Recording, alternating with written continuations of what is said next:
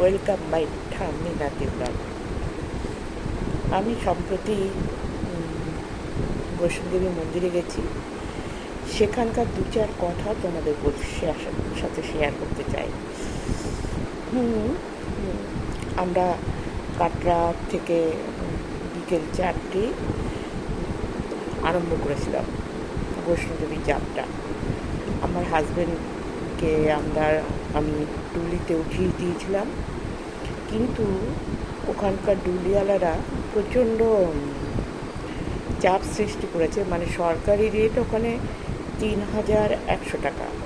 ওখানে সরকারি টিকিট ঘর আছে, ওখান থেকে ওরা বলে পর্চিটা কাটতে হয়, তারপরে পর্চি কেটে উঠতে হয় ওপরে। তো ওপরে উঠলাম, কিন্তু ওরা কিন্তু আমার কাছ থেকে আরও 2,000 টাকা নেবে বলে দাবি করলো। আমার উপায় ছিল না, বাধ্য হয়ে আমি ওটা দিতে বাধ্য হলাম। তারপরেও ওরা কিন্তু উপরে বাই ফোর্স আমার স্বামীর কাছ থেকে একবার 200 টাকা, একবার 300 টাকা চা জল খাওয়ার জন্য নিয়েছে। আবার নামিয়ে দিয়ে বকশিস দাবি করছিল। তো জানি না তোমরা জানো কি না, এটা মাথায় রেখে তোমরা ডুলিতে চলো।